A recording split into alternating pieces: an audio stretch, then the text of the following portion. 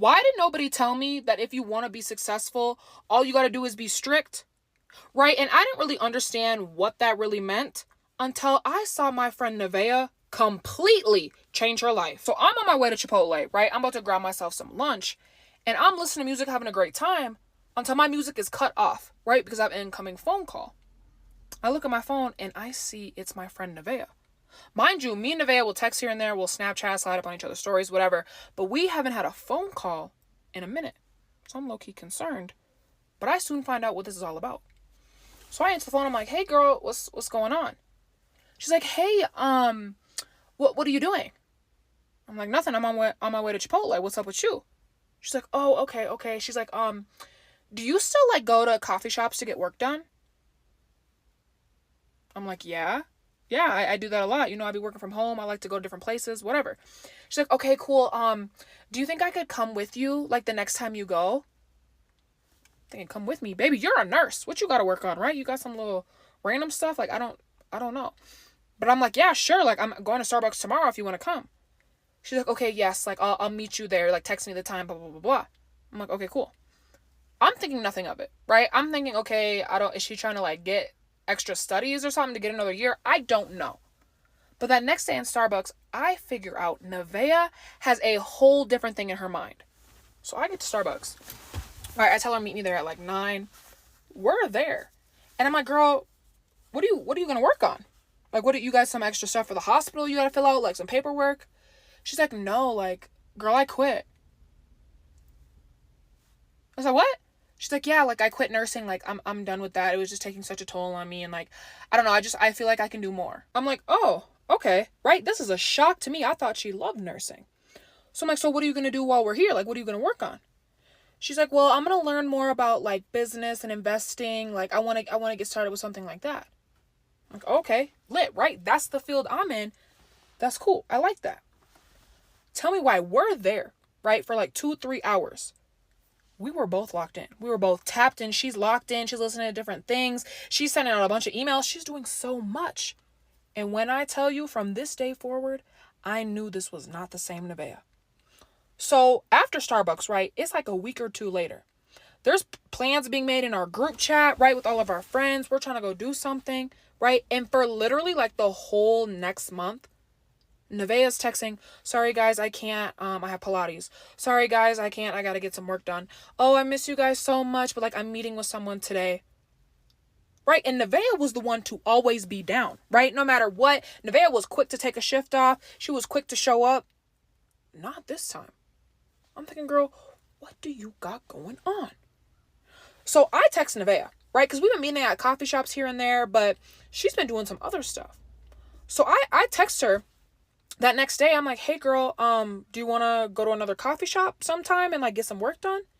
She's like, oh my gosh, yes. The only day I'm available though is Friday morning. Like, is that cool with you? I'm like, yeah, like I would love to, right? I'm thinking this whole time I got a lot of questions to ask her, right? And that's exactly what I do. So we get there and I'm just in sweatpants and a t-shirt, right? I just go to these coffee shops feeling comfy. I don't even care. Usually, Nevaeh's on the same vibe, right? All of a sudden, I'm sitting at the table, right? I'm drinking my little strawberry acai. I look up because I hear the door open.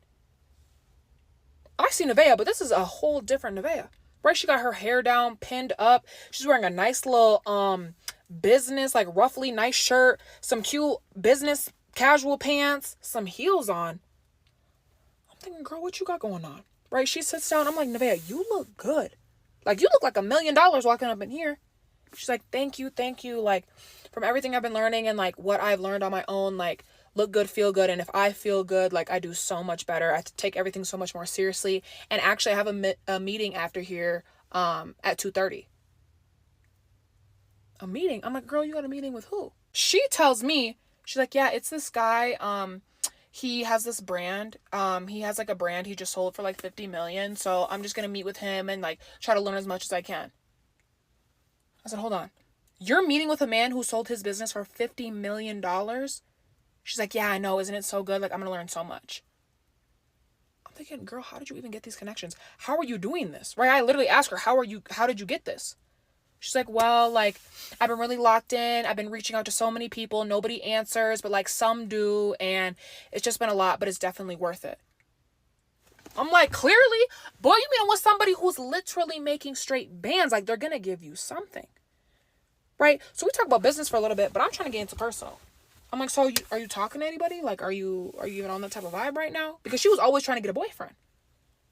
She shocks me. She's like, no, girl, like, I deleted Hinge, Tinder, all of that. Like, I'm not looking for anything right now. Like, there was this guy I was talking to. I think you remember him, but, like, I had to cut that off. Like, he was just holding me back. Baby, you're inspiring me. You're inspiring me. Like, hold on, you making me want to do all of the above. And 2 months later is when she really puts the cherry on top. So, we're texting in the group chat, right? It's one of our friends' birthday. Right? Everybody's talking about, yes, I'm down to go. What restaurant? Blah, blah, blah. And Nevaeh, right? She can finally come. I've seen her a little bit, but nobody else has. Okay? It's been a minute. So everybody's excited, loving, hearting Nevaeh's message. And we go to this dinner. Right? We go to this birthday dinner for our friend. We're all sitting at the table. Okay? Of course, Nevaeh looks great. She really upped her fashion sense, right? That look good, feel good. She was not playing about that. So we're all sitting down at the booth. Right? We're talking. People are catching up. And everyone's like, Nevaeh, like, what have you been up to? Like, I know you've been busy, but like, girl, what have you been doing? Nevaeh says something that I didn't even know. She goes, I don't know if you guys know this, but like, I quit my nursing job. Everyone's like, what? What do you mean? She's like, yeah, I'm trying to focus more on like business and like my health and like growing closer to God. And it's been doing really well. Like, I just bought my first building. I said, what? I didn't even know this. I said, bought your first building? She's like, yeah, it's the business I'm starting. Like, let me show you guys. She pulls out her phone, right? She starts showing us pictures of this building that she bought, right? They're tearing it down. They're doing construction, right? It's a cute little area. I'm like, girl, what are you doing up in here? She's like, well, I kind of want to do something like for people like me. So it's like a gym / coffee shop and like a networking area, like all in one for like only women. I said, girl, that's a great idea. Best believe I'm going to be in there. Right? Our other friends are like, oh my gosh, I would so come to that. Like, that sounds amazing. I'm like, girl, you did all of this in the span of like 6 months? So now everyone's asking her how she did it. And what she said is low-key simple, but hard at the same time. She's like, honestly, like, I just got rid of all of my distractions. Like, I wasn't on social media. I got rid of all like dating stuff. Like, it was just a waste of time. And I started meeting people with like the same mindset as me. I was reading my Bible more, going to church, like trying to really like get closer to God in that. And I'm telling you, like, if you keep doing that and lock in, like it'll come. Don't worry. I said, you know what? You might have changed everybody's life sitting at this table right now. And I know you're going to be a millionaire in 2 years. I'm strict about my bedtime. Don't text me after 10. You won't hear from me. I need to be in bed. I need to go to the gym at 5 and I need to get things done in the middle of the day. And unfortunately, there is an element of it that means you miss out on a few things. Yeah. But I do believe that sacrifice is a necessary part of life. And I was understanding of the sacrifices that I was making. Your year could be 5 years of somebody else that's not taking the steps that is needed to be successful, is not running a strict program for himself or herself. You could do so much in 6 months. You could do so much in a year. Many people could take years doing that. Only when you take that one decision that you have been prolonging on and postponing all these years, you gotta run a strict program. You gotta put them boundaries up. You gotta stick to what you said you will do. Most people think success is about talent, timing, or finding some hidden key nobody else knows about it. But it's not. If you look at anyone actually performing at a high level, their success comes down to one single unsexy thing, which is they run a strict, non-negotiable program in their lives and they move by it every single freaky day. I'm a strict bitch, and that is why I get everything that I want. I am strict with my time. I am strict with my energy. I am very strict with the people I allow into my life. And above all else, I'm very strict with myself. I have extraordinarily high standards, not just for others, but for how I show up, how I communicate, the things that I tolerate in my own life. I think the key to upholding your very high standards is to have extremely clear communication. Be very upfront, maybe even blunt. If something bothers you, you address it immediately. I don't ever sit and pretend to be chill just to like keep the peace or avoid conflict. No. This type of communication is obviously crucial and so important, especially in romantic relationships. The sooner you communicate clearly what your expectations are, the better off you will be, the less conflict you will have to deal with. My partner treats me perfectly because I established very early on what my expectations were, how I wanted to be treated, and he knows that I won't accept anything less, and vice versa. However, that does not mean that I'm nagging or controlling or like a mean mommy in that sense. That is the most unattractive and annoying quality in women in relationships, and it is guaranteed the way to ensure that you will not get what you want from that man. Being strict in your life does not mean that you're being mean. It literally just means you're very clear about your expectations and you uphold those expectations. The cool chill girl act literally never works. You will end up feeling resentful, disappointed, frustrated every single time. I cannot stress this enough. There is no award for being like the cool chill girl. Ever in any sort of relationship dynamic, it never works. You always end up being upset. If you have high standards and you want your life to reflect those standards, it is on you to enforce them. Okay, be strict. I promise you it will pay dividends. And I don't care what these girls tell y'all. When it comes to getting money as a woman, building empires, building your own business, building something from the ground up, that is not feminine at all. You actually have to channel your masculine energy and have that dog in you, period, point blank. Like, a lot of people try to get on here and make it seem like, oh, you can be so soft, you can be so, you can still rest in your feminine energy. Actually, you really can't, because when you are trying to break through different barriers and different levels, especially as a woman, nothing about that is feminine. You have to put your foot down. You have to let people know, I'm here in the room and I am not to be effed with. So yes, you're going to have to channel some masculine energy, and that doesn't mean that you're any less of a woman. That just means that you're serious about your shit, and that's what it takes if you want to be great. I think a lot of people get lost in the sauce and forget, like, you can either be average and mediocre, or if you're a woman who wants to be great, you gotta have tunnel vision and actually channel some of that masculine energy to really get you to the top with the top dogs for real. Like, that's just how it is. Guys, when I meet a bitch who runs a stricter program than me, I literally can't fucking breathe. Cause bitch, I already run a strict ass program, right? Like, my boundaries, there's billions of them. Like, in my mind, I'm always thinking, how can I be stricter? And so when I meet a bitch who has a stricter program than me, bitch, I love you. The women who aren't afraid to make hard decisions always win. There is a direct correlation between how successful you will be and your ability to make hard decisions and stick to them, especially as a woman. The better you get at not settling dictates how far you can take things. I noticed that women settle way more than men do, and it makes sense given all that we go through and how hard it is to navigate this world as a woman.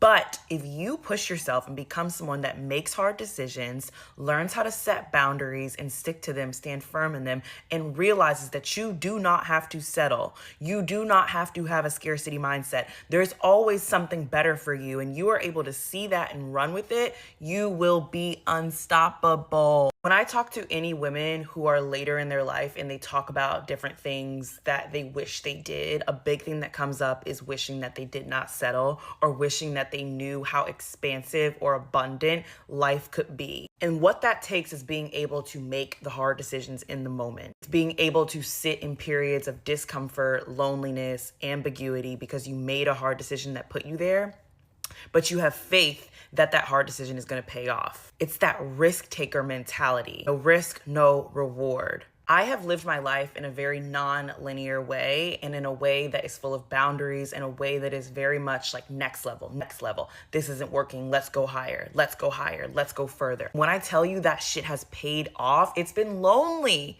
It's been difficult, but it has paid off, and it is still to this very moment paying off. And that is why I know that I will live as big of a life as I want to live, because in order to go that far, it takes being in those hard places. The more expansive you want your life to be, the more pain and things that you don't necessarily want to experience are going to come with it. It's like the term more money, more problems. It doesn't necessarily mean that the more money that you get, like, oh, you're going to have problems because you make money.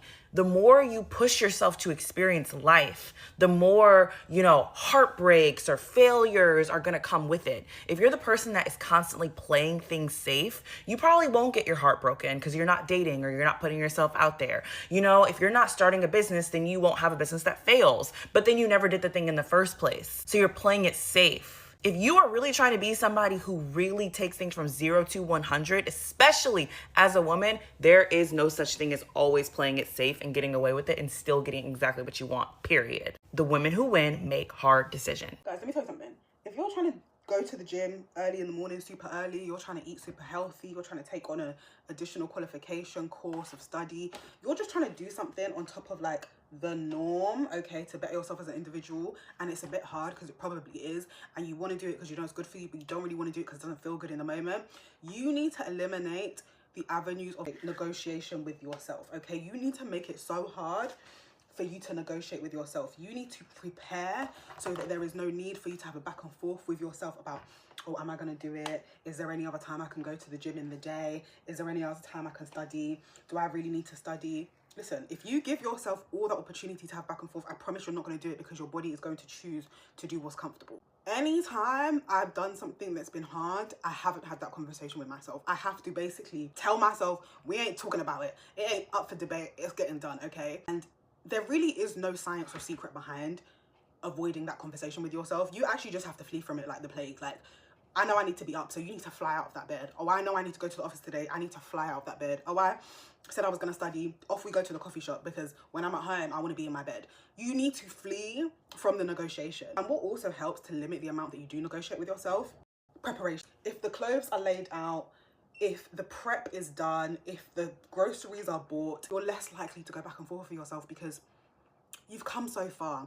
I heard someone saying, I can't remember who said it to me. They said it to me a couple of years ago. They said, sometimes you have to go so far into your journey that turning back is now the longer route.